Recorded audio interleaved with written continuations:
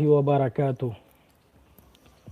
الحمد لله رب العالمين والعاقبة للمتقين والصلاة والسلام على أشرف الأنبياء والمرسلين وعلى آله وأصحابه أجمعين، أما بعد. أيها الطلبة الأعزاء، في الدرس السابق نحن بينا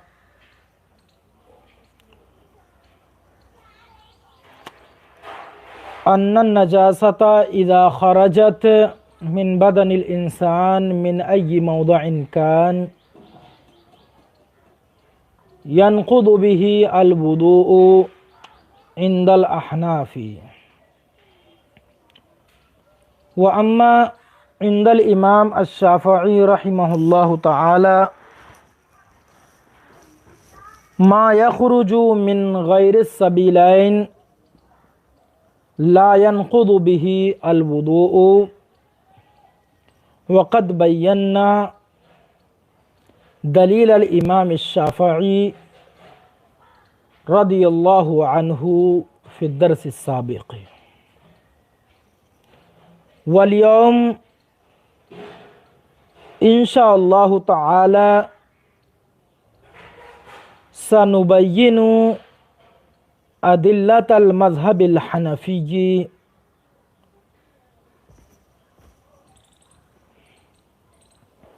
فانظروا ولنا قوله عليه الصلاة والسلام: الوضوء من كل دم سائل، وقوله عليه الصلاة والسلام: من قاع أو رعف في صلاته فلينصرف وليتوضأ وليبني على صلاته ما لم يتكلم.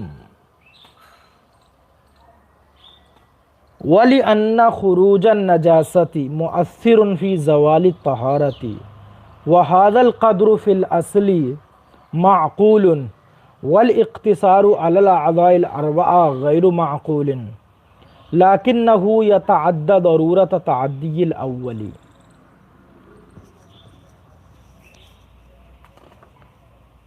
دیکھیے،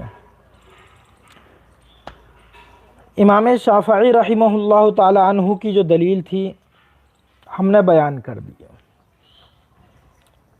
اسی طریقے سے ہم نے کہا تھا کہ مذہب حنفی میں اگر قے کثیر سے وضو ٹوٹ جاتا ہے، امام شافعی نے بیان کیا کہ قے کرنے سے وضو نہیں ٹوٹتا. انہوں نے ایک فعل رسول کو ذکر کیا دلیل کے طور پہ اور کہا کہ انہ علیہ السلام قاء فلم یتوضا، کہ آپ صلی اللہ علیہ وسلم نے قے فرمائی اور وضو نہیں فرمایا. پتہ چلا کہ قے کرنے سے وضو نہیں ٹوٹتا ہے. ٹھیک ہے، ان کی جو دوسری دلیل تھی، جو عقلی دلیل تھی اور کافی دراز نفس تھی، تو مذہب حنفی کی دلیلوں کو اب ہم ذکر کرنے جا رہے ہیں. ٹھیک، ان میں پہلی دلیل نبی کریم صلی اللہ علیہ وسلم کا یہ فرمان عالی شان ہے. فرماتے ہیں کہ الوضوء من کل دم سائل،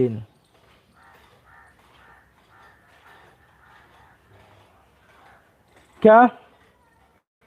الوضوء من کل دم سائل، کہ ہر بہنے والے خون کو موجب وضو قرار دیا. یعنی وضو جو ہے ہر بہنے والے خون سے ہے، یہ ہوا اس کا ترجمہ. تو رسول اللہ صلی اللہ علیہ وسلم نے ہر بہنے والے خون کو وضو کے واجب ہونے کا سبب قرار دیا کہ اگر بہتا ہوا خون اگر جسم سے نکل جائے تو اس سے وضو ٹوٹ جائے گا اور وضو کرنا واجب ہوگا. الوضوء من کل دم سائل، ہر بہنے والے خون سے وضو ہے. ٹھیک ہے، یعنی خون بہتا ہوا نکلے گا تو اس بہتے ہوئے خون سے وضو جو ہے وہ واجب ہو جائے گا، وضو کرنا واجب ہوگا، وضو ٹوٹ جائے گا، تو نماز پڑھے گا تو واجب ہو جائے گا وضو۔ اس سے پتہ چل گیا کہ خون کے نکلنے سے وضو ٹوٹ جائے گا، اور خون جو ہے ایک نجاست ہے، ٹھیک۔ اب یہ خون کہیں سے بھی نکلے، مخرج معتاد سے نکلے یا مخرج غیر معتاد سے نکلے، اس میں کوئی ایسی قید نہیں ہے۔ اس لیے ہم نے کہا تھا کہ مخرج معتاد کے علاوہ سے بھی اگر خون نکلتا ہے تو اس سے وضو ٹوٹ جائے گا۔ دوسری دلیل قے کے متعلق امام شافعی نے تو بتایا تھا کہ قاع فلم یتوضا، اس سے استدلال کیا، لیکن دیکھیے ہمارے پاس ایک قولی دلیل ہے۔ قولی دلیل کیا ہے؟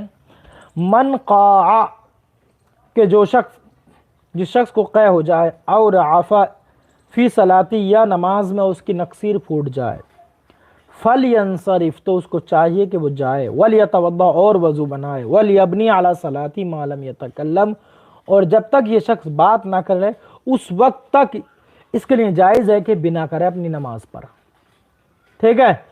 تو اپنی نماز پر یہ بنا کر لے جب تک کہ بات نہ کرے، ٹھیک، کیونکہ بات کر لے گا تو پھر اس کی نماز جو ہے وہ فاسد ہو جائے گی، تو اس وقت تک یہ بنا کر سکتا ہے۔ تو اب دیکھیے قے کرنے سے آپ صلی اللہ علیہ وسلم کیا کہہ رہے ہیں؟ من قاع فلینصرف ولیتوضا، کہ جس کو قے ہو جائے نماز میں تو اس کو چاہیے کہ جائے اور وضو بنائے۔ تو مطلب یہ ہے کہ قے ہو رہی ہے تو وضو، نماز میں حکم دیا جا رہا ہے کہ وضو بنائے جا کر کے۔ پتہ یہ چلا کہ قے ہونے سے وضو ٹوٹ جاتا ہے، اگر قے ہونے سے وضو نہیں ٹوٹتا تو سرکار دو جہاں علیہ التحیۃ والثناء کیوں کر حکم فرماتے وضو کرنے کا، کیوں کر حکم دیتے کہ وضو کرو جا کر کے؟ وضو کرنے کا حکم نہیں دیتے، بلکہ نماز، یہ کہتے ہیں نماز مکمل کرے اپنی، لیکن یہاں پہ کہہ رہے ہیں کہ جس کو قے ہو جائے اس کو چاہیے کہ جائے اور نماز وضو بنائے، ٹھیک۔ وضو بنانے کا حکم کیوں دے رہے ہیں؟ اس لیے تو کہ اس کا وضو ٹوٹ گیا ہے۔ تو پتہ چلا کہ وضو ٹوٹنے سے، یعنی قے ہونے سے وضو ٹوٹ جاتا ہے۔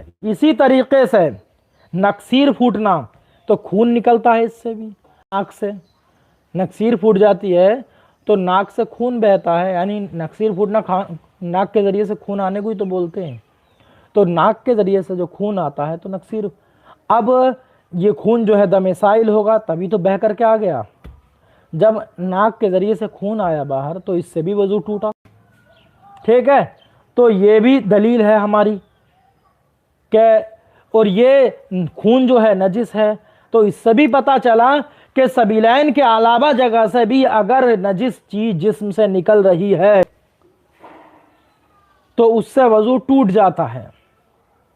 اگر وضو نہیں ٹوٹتا نقصیر پھوٹنے سے، سبیلین کے علاوہ سے کوئی چیز، نجس چیز نکلنے سے اگر وضو نہ ٹوٹتا تو آپ صلی اللہ علیہ وسلم نقصیر کے پھوٹنے سے وضو بنانے کا حکم نہیں دیتے۔ پتہ چلا کہ قے کرنے سے بھی وضو ٹوٹتا ہے، اور اسی طریقے سے دوسری جگہ سے اگر کوئی نجاست نکل جائے تو اس سے بھی وضو ٹوٹ جاتا ہے، ٹھیک ہے۔ تبھی تو آپ صلی اللہ علیہ وسلم نے حکم دیا، ورنہ تو حکم نہیں دیتے۔ پتہ چلا، ٹھیک ہے۔ یہ ہے ہماری حدیث، اور اس سے ہے استدلال۔ تو علامہ، ٹھیک ہے، صاحب عنایہ کہتے ہیں کہ اس جیسی جو عبارت ہوتی ہے، یعنی الوضوء من کل دم سائل، ان جیسی جو یہ جو عبارتیں ہوتی ہیں، ان عبارتوں سے فرض یا واجب ثابت ہوتا ہے، فرضیت کسی چیز کی یا کسی چیز کا وجوب ثابت ہوتا ہے، ٹھیک ہے، ان جیسی عبارتوں سے، ٹھیک ہے۔ جیسے کہ اونٹوں کی زکوٰۃ کے سلسلے میں بھی آپ صلی اللہ علیہ وسلم کے سے ایک عبارت منقول ہے، کیا ہے؟ فی خمس من الابل شاۃ، آپ نے ایسی عبارت وہاں پہ کہی ہے، فی خمس من الابل شاۃ، ٹھیک ہے، کہ 5 اونٹوں میں ایک بکری ہے، یعنی ایک بکری واجب ہوتی ہے زکوٰۃ کے طور پر. 5 اونٹ اگر کسی شخص کے پاس ہیں تو ایک بکری، ٹھیک ہے، یا وہ اس کی قیمت بطور زکوٰۃ اس شخص پر واجب ہے.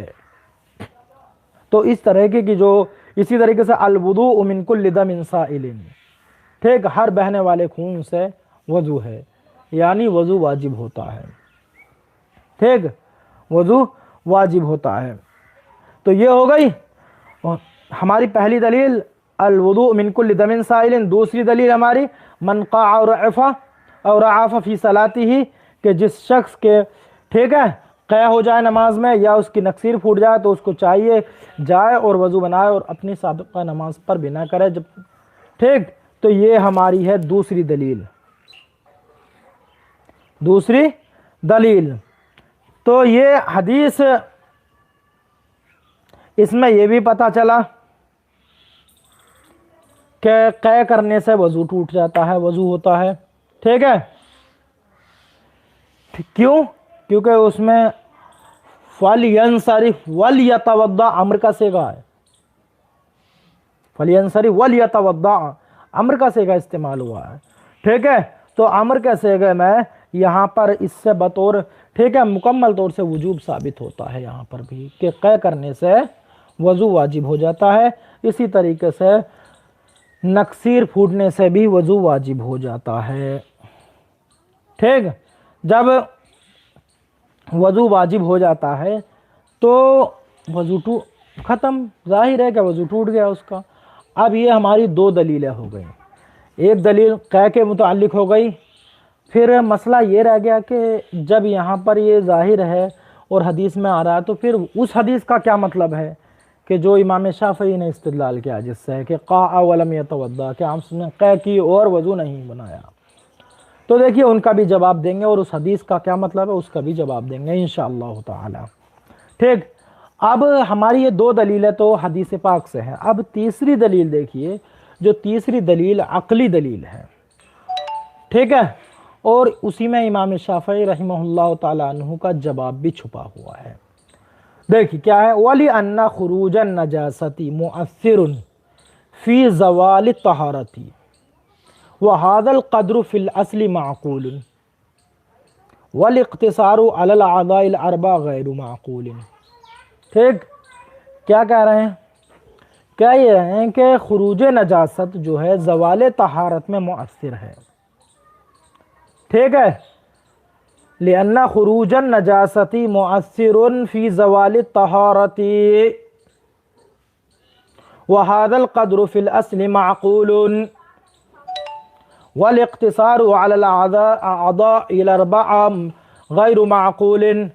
کیا کہا؟ دیکھیے کہہ رہے ہیں کہ عقلی دلیل یہ ہے، ٹھیک ہے، اور یہی امام شافعی رحمہ اللہ تعالی عنہ کی عقلی دلیل کا جواب بھی ہے. کیا ہے؟ اس کی تشریح یہ ہے کہ طہارت زائل ہو جاتی ہے سبیلین سے جب نجاست نکلتی ہے اس سے. لِأَنَّ خُرُوجَ النَّجَاسَةِ مُؤَثِّرٌ فِي زَوَالِ الطَّهَارَةِ، کہ خروج نجاست جو ہے وہ زوال طہارت میں مؤثر ہے، یعنی خروج نجاست، ٹھیک ہے، زوال طہارت میں مؤثر ہے. مطلب کیا ہے کہ نجاست جب نکلتی ہے، ٹھیک ہے، تو وہ طہارت زائل کر دیتی ہے. جب نجاست نکلتی ہے تو یہ نجاست کا نکلنا طہارت کو زائل کر دیتا ہے، ٹھیک ہے.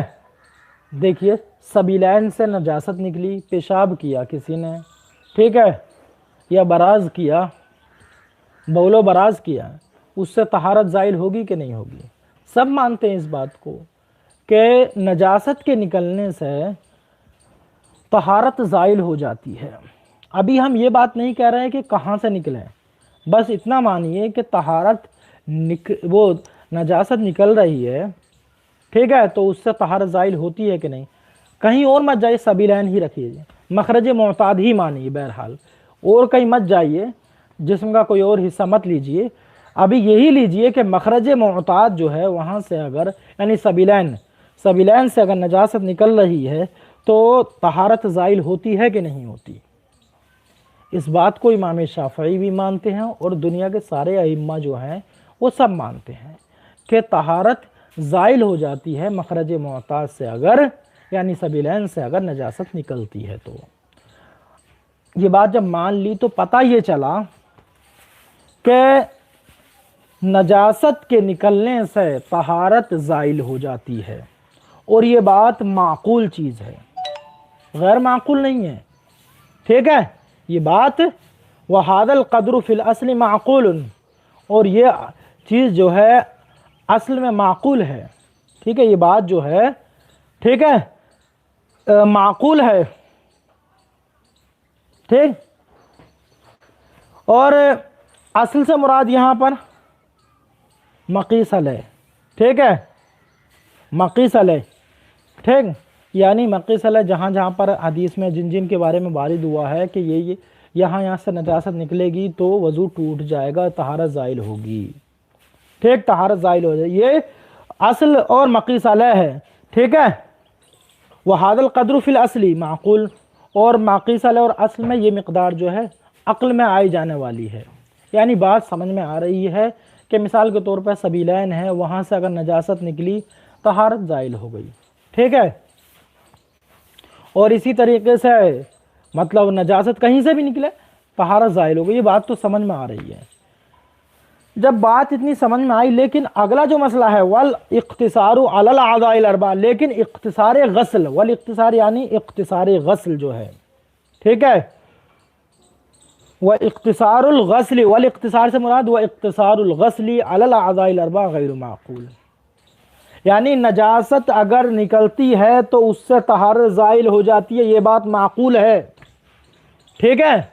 لیکن وضو کیا جاتا ہے جب طہارت زائل ہو جاتی ہے تو وضو اعضاء اربعہ کو پہ کیا جاتا ہے، یہ بات غیر معقول ہے کہ نجاست نکلی کہیں سے اور دھویا کہیں اور کو جا رہا ہے، نجاست کے نکلنے سے وضو ٹوٹ جاتا ہے، یہ بات بالکل معقول ہے سب کے نزدیک، اور معقول چیز پر قیاس کرنا ممکن ہے اور جائز ہے، لیکن غیر معقول جو ہوتی ہے اس پر قیاس نہیں کیا جاتا، جیسے کہ امام شافعی کی دلیل میں بھی ہم نے بتا دیا ہے، ٹھیک؟ ہم بھی اس بات کو کہتے ہیں کہ صحیح ہے کہ غیر معقول چیز جو ہوتی ہے اس پر قیاس نہیں کیا جاتا، تو کہہ رہے ہیں کہ والاقتصار علی الاعضاء الاربعہ غیر معقول، ٹھیک ہے؟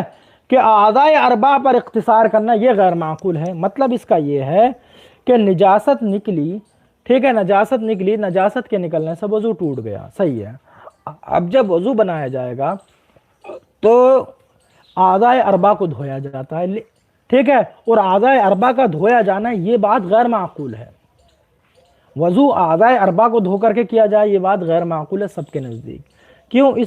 اور غیر معقول ہونے کا مطلب یہ ہے کہ یہ بات امر تعبدی ہے، یہ سمجھ میں نہیں آ رہی کہ آخر ایسا کیوں کیا گیا کہ اعضاء اربعہ کو دھونے کا حکم دیا گیا، نجاست کہیں اور سے اور دھونا کہیں اور، ٹھیک ہے؟ بہرحال وہ نجاست تو کی جگہ دھونی ہے، لیکن وضو بنانے میں ان جگہوں کو آخر کیوں دھویا جا رہا ہے؟ مسئلہ ہمارا یہ ہے، تو پتہ یہ چلا کہ اعضاء اربعہ کو ہی صرف دھویا جائے، چہرے کو، ہاتھوں کو، پیروں کو اور سر کا مسح کیا جائے، انہی چار چیزوں کو دھویا جائے، اور ٹھیک ہے؟ یہ بات غیر معقول ہے، یعنی غیر معقول ہونے کا مطلب یہ بات سمجھ میں نہیں آ رہی، عقل کے مطابق نہیں، قیاس کے مطابق نہیں، اور جو چیز قیاس کے مطابق ثابت نہیں ہوتی اس پر دوسرے کا قیاس نہیں ہوتا، یہ بات ہے۔ تو ابھی تک ہم نے یہ بتایا کہ نجاست کے نکلنے سے طہارت زائل ہو جاتی ہے، لیکن طہارت جب زائل ہوتی ہے تو اعضاء اربعہ کے دھونے پر اختصار کیا جاتا ہے، یہ بات غیر معقول ہے، ٹھیک؟ تو اگر ہم اس اعتبار سے دیکھیں کہ طہارت کے نکلنے سے نجاست کے نکلنے سے طہارت زائل ہو جاتی ہے تو یہ تو معقول ہے، اس پر کسی کا بھی قیاس کیا جا سکتا ہے، دوسری اشیاء کا اس پر قیاس کیا جا سکتا ہے، لیکن یہ جب دیکھیں کہ اعضاء اربعہ کو دھویا جائے گا صرف، تو اعضاء اربعہ پر ہی اختصار کیا جائے گا، غسل وضو بنانے میں، تو یہ بات غیر معقول ہے، اس پر کسی کا قیاس نہیں کیا جا سکتا۔ تو امام شافعی نے کہا کہ مخرج معتاد میں تو وضو بنانے کا حکم دیا گیا ہے، ٹھیک ہے، اور وہاں سے وہ بات غیر معقول ہے، ٹھیک ہے، وضو بنانا جو ہے یہ غیر معقول ہے، کیونکہ ان اعضاء اربعہ کو دھویا جانا یہ غیر معقول چیز ہے۔ تو انہوں نے کہا کہ لہذا جتنے میں نص وارد ہوئی ہے جس چیز کے متعلق اسی پر رکھیں، اور دوسری چیز کا قیاس نہیں کیا جا سکتا۔ پتہ چلا کہ مخرج معتاد کے سوا کہیں سے بھی نجاست نکلے گی تو قیاس اس میں نہیں کیا جا سکتا، اور قیاس کر کے وضو بنانا لاگو نہیں کر سکتے ہیں کہ نہیں مخرج معتاد کے علاوہ سے بھی نجاست نکل گئی تو وضو کیا جائے گا اور وضو ٹوٹ جائے گا، تو ایسا نہیں کر سکتے، کیونکہ وضو کرنے میں اعضاء اربعہ پر اختصار جو ہے یہ غیر معقول چیز ہے، اور غیر معقول پر قیاس نہیں کیا جاتا۔ اس کا جواب ہم دے رہے ہیں، لیکنہ یہ بات ہم بھی کہہ رہے ہیں کہ ٹھیک ہے، صحیح ہے، اعضاء اربعہ کو دھونا ٹھیک ہے، ان پر اختصار کر لینا، انہی پر انحصار کرنا یہ غیر معقول ہے، لیکن دیکھیے تو ذرا پہلی چیز کیا تھی؟ پہلی چیز یہ تھی کہ نجاست کا نکلنا طہارت کو زائل کر دیتا ہے۔ تو دیکھیے کیا کہہ رہے ہیں، لَكِنَّهُ يَتَعَدَّتَ ضرورت تعدی الاول، لیکن اعضاء اربعہ پر جو دھونے پر اختصار کیا گیا ہے یہ متعدی ہوتا ہے۔ ہم قیاس کس پہ کر رہے ہیں؟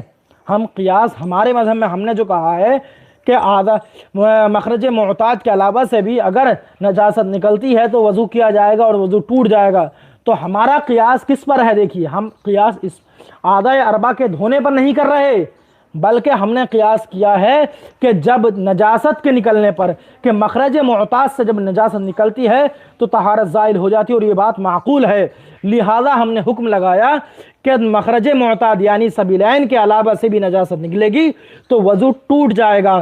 جب وضو ٹوٹ جائے گا تو اور یہ بات معقول ہے، ٹھیک ہے، یہ قیاس کے مطابق بات ہے، تو جب وضو ٹوٹ جائے گا تو اب لہذا وضو کا جو طریقہ بیان کیا ہے وہ شریعت نے خود بیان کر دیا ہے، قرآن نے خود بیان کر دیا ہے کہ اعضاء اربعہ کو دھونا ہے اس میں، ٹھیک ہے۔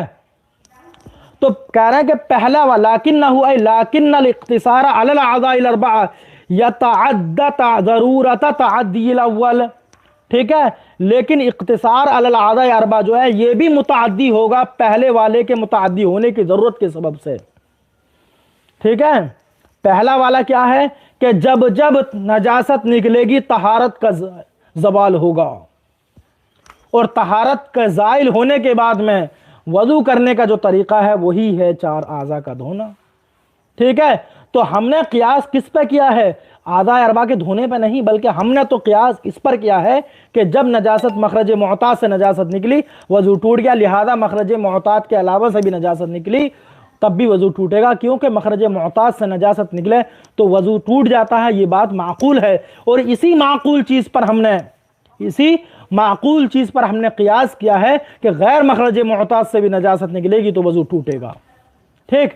اب وضو ٹوٹ گیا تو اب تم جانو وضو کیسے بنانا ہے، نہیں بنانا تو مت بناؤ، وضو تو ٹوٹ گیا، لہذا اگر تم وضو بنانا چاہتے ہو تو پھر عمل کرنا ہی پڑے گا، ٹھیک ہے۔ تو وہ وضو بنانا جو ہے وہ خود بخود ہی آ جائے گا، خود ہی آ جائے گا۔ تو وہی بتا رہے ہیں لیکن یہ اعضاء اربعہ پر اختصار کرنا جو کہ غیر معقول چیز ہے، یہ غیر معقول چیز خود ہی آگے بڑھ جائے گی، ٹھیک ہے، متعدی ہو جائے گی، لازم متعدی آگے بڑھنا متعدی ہو جائے گی، ٹھیک ہے۔ پہلے والے کے متعدی ہونے کے سبب سے، پہلا والا کیا ہے کہ جب بھی نجاست نکلے گی اس سے زوال طہارت ہوگی، اس سے طہارت زائل ہو جائے گی، تو اس کے متعدی ہونے کے سبب سے اعضاء اربعہ پر جو اختصار ہے، اعضاء اربعہ کو دھونے کا اختصار، یہ بھی متعدی ہو جائے گا خود سے ہی، ٹھیک ہے، خود ایٹومیٹیکلی ہو جائے گا متعدی، اس پر کسی کے قیاس کرنے کی ضرورت نہیں ہے۔ تو پتہ یہ چلا کہ ہم نے قیاس نہیں کیا اس پر، یہ بلکہ یہ تو پہلے والے کی ضرورت کے سبب سے خود متعدی ہو گیا، تو ہمارا قیاس اس پر نہیں ہے کہ یہاں تک کہ کوئی بھی ہم پر اعتراض کرنے کی سوچے، اعتراض نہیں ہے، ٹھیک ہے۔ وہی کہہ رہے ہیں کہ غیر ان الخروج انما يتحقق بالسیلان، ٹھیک ہے، لیکن خروج جو ہے وہ سیلان سے متحقق ہوتا ہے، الی موضع یلحقہ حکم التطہیر، کہ جب بہہ جائے کسی دوسری جگہ کو جہاں سے جس کو حکم تطہیر لاحق ہو، یعنی الی موضع یطہر، کہ ایسی جگہ جب بہہ جائے کہ جس جگہ کو دھویا جاتا ہو، الی موضع یطہر یعنی یلحق ہو حکم التطہیر، کہ جس جگہ کو حکم تطہیر لاحق ہو، یعنی جس جگہ کو دھونا ضروری ہو طہارت حاصل کرتے وقت، تو اپنی جگہ سے بہہ کر کے دوسری جگہ پہنچے تب طہارت کا خروج متحقق ہوگا، ٹھیک ہے؟ تب جا کر کے نجاست نکلنا کہے گی کہ ہاں نجاست نکل گئی، تو نجاست میں خروج چاہیے، اور خروج اسی وقت ہوگا جب بہہ جائے اپنی جگہ سے دوسری جگہ، ٹھیک ہے؟ اور اگر اپنی جگہ رہی تو وہ نجاست کا ظہور ہوگا، وہ خروج نہیں ہوگا۔ یہ کہیں گے کہ نجاست ظاہر ہوئی ہے، یہ نہیں کہہ سکتے نجاست خارج ہو گئی، ٹھیک ہے؟ برخلاف محل نجاست کے، یعنی برخلاف مخرج معتاد کے سبیلین کے، ٹھیک ہے؟ انشاءاللہ یہ تفصیل جو ہے کل بیان کریں گے، آج یہیں پر ختم کرتے ہیں۔ جو تفصیل آ رہی ہے یہ بھی کافی لمبی تفصیل ہے، اس کو انشاءاللہ تعالی نبین غدن فی الدرس الآتی۔ والسلام علیکم ورحمۃ اللہ۔